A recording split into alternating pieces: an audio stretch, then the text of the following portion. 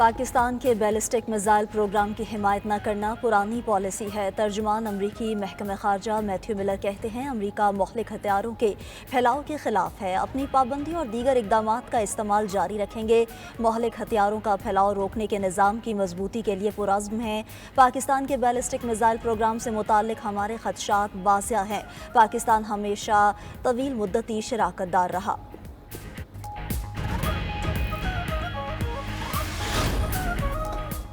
مجوزہ 26ویں آئینی ترمیم حقائق کیا ہیں؟ وزیر قانون آج اہم پریس کانفرنس میں بتائیں گے۔ اعظم نذیر تارڑ حلیف جماعتوں کے نمائندوں کے ہمراہ مجوزہ آئینی ترمیم پر پائے جانے والے ابہام دور کریں گے۔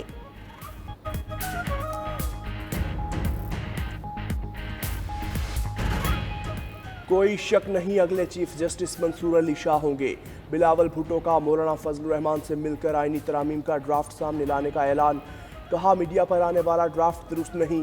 مولانا فضل الرحمان کے بغیر آئینی ترمیم بھی ناممکن قرار دے دی۔ کہا مولانا فضل الرحمان اپنے ڈرافٹ پر کام کریں گے۔ پیپلز پارٹی بھی آئینی عدالت کے قیام کے لیے اپنا ڈرافٹ تیار کر رہی ہے، مولانا سے شیئر کریں گے۔ وہ بھی مکمل اتفاق رائے سے قانون سازی چاہتے ہیں۔ پیپلز پارٹی بھی شفاف اصلاحات چاہتی ہے۔ آئینی عدالت کے چیف جسٹس کے لیے شخصیت پر مبنی پوائنٹس کی حمایت نہ کرنے کا عندیہ۔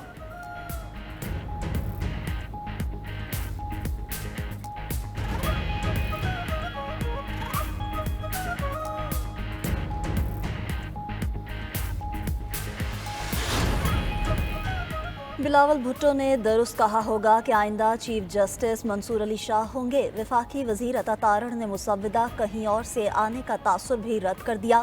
بولے مسودہ وزیر قانون اور ان کی ٹیم نے تیار کیا۔ کہا یہ بات درست نہیں کہ مسودہ کسی کو نہیں دیا گیا۔ عطا تارڑ کا کہنا تھا کہ مولانا لائق احترام ہیں اور اتحادی بھی رہے ہیں۔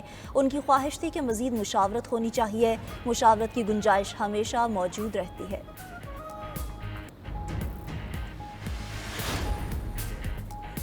مولانا فضل الرحمان اور سابق صدر ڈاکٹر عارف الوی کی ملاقات کی اندرونی کہانی سامنے آ گئی۔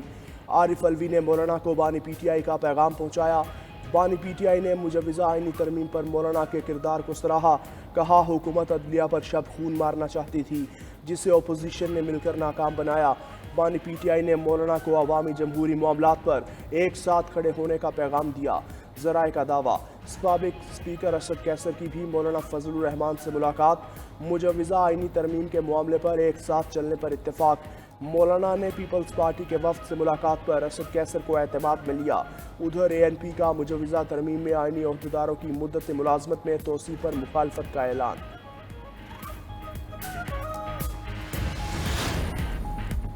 سپریم کورٹ بار ایسوسی ایشن نے آج مجوزہ آئینی ترمیم پر آل پاکستان وکلاء کا اجلاس بلا لیا۔ اجلاس بلانے کا فیصلہ 26ویں ایگزیکٹو کمیٹی اجلاس میں کیا گیا۔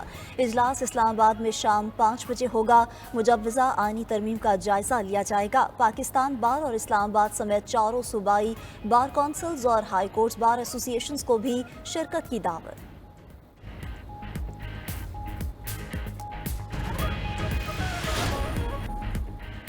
مہمان آداب بھول گئے، افغان کونسلیٹ کے عہدیداروں نے سفارتی اصولوں کی دھجیاں اڑا دیں۔ وزیر اعلیٰ خیبر پختونخوا کی دعوت پر افغان کونسلیٹ کے عہدیداروں کی رحمت للعالمین کانفرنس میں شرکت۔ قومی ترانے کے دوران پورا ہال کھڑا ہو گیا۔ مہذب مہمانوں کو احترام کی توفیق نہ ہوئی، کرسیوں پر بیٹھے موبائل دیکھتے رہے۔ مہمانوں کی بد تہذیبی پر سوالات اٹھ گئے۔ دفتر خارجہ کا رد عمل، ترجمان دفتر خارجہ نے میزبان ملک کے قومی ترانے کی توہین سفارتی آداب کے منافی اور قابل مذمت قرار دے دی۔ افغان ناظم الامور کی دفتر خارجہ طلبی، احتجاج ریکارڈ کروایا۔ افغان سفیر نے، کونسل جنرل نے قومی ترانے پر نہ کھڑا ہو کے اپنے ہی ملک کے لیے شرمندگی کا باعث بن گئے۔ ہم جسے اپنا دشمن ملک کہتے ہیں بھارت، انہوں نے بھی کبھی ایسی حرکت نہیں کی۔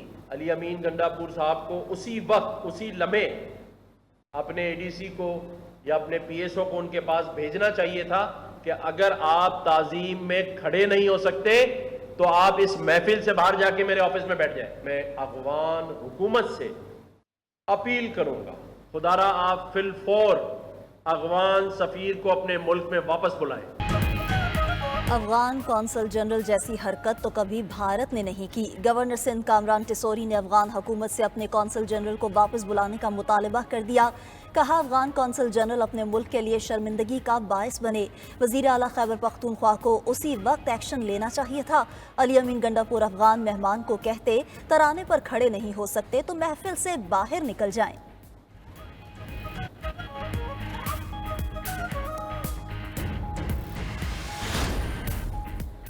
مخصوص نشستوں کے فیصلے پر الیکشن کمیشن کا اجلاس آج ہوگا۔ سپریم کورٹ کی وضاحت کا جائزہ لیا جائے گا۔ الیکشن کمیشن کے اجلاس میں قانونی ٹیم سپریم کورٹ کے فیصلے کے بعد وضاحت کے حوالے سے بریفنگ دے گی۔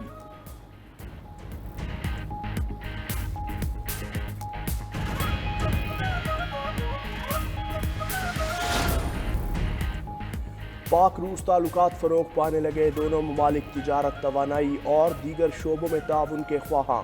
روسی نائب وزیر اعظم الیکسی اورچوک 2 روزہ دورے پر آج پاکستان پہنچیں گے۔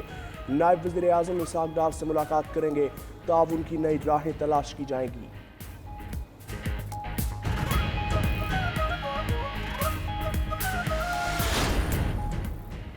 ایشیائی ترقیاتی بینک کا اگلے 3 سال میں پاکستان کے لیے $2 بلین کی سالانہ امداد کا اعلان۔ موسمیاتی تبدیلی اور دہشت گردی کے خلاف جنگ، بہت زیادہ معاشی نقصان ہوا۔ صدر مملکت نے ایشیائی ترقیاتی بینک کے صدر سے ملاقات میں پاکستان کی مالی مشکلات سے آگاہ کر دیا۔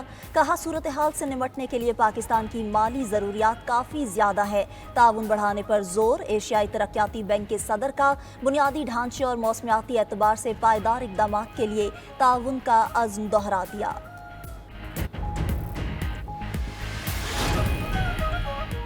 زندہ یا مردہ سندھ کے 13 خطرناک ڈاکوؤں کے سر کی قیمت مقرر کرنے کی سفارش۔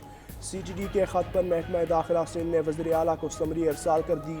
مجموعی طور پر 2 کروڑ 11 لاکھ روپے کی رقم مختص کرنے کی درخواست کر دی گئی۔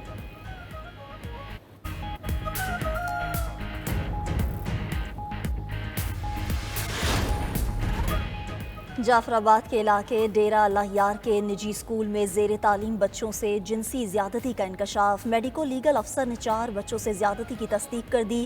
اسکول کا پرنسپل اور وارڈن گرفتار۔ اسکول اور ہاسٹل سیل کر دیا گیا۔ ملزم ندیم اپنے بھائی کے ساتھ مل کر طلباء کو زیادتی کا نشانہ بناتا رہا۔ ایس ایس پی جعفر آباد کے مطابق مزید تحقیقات جاری ہیں۔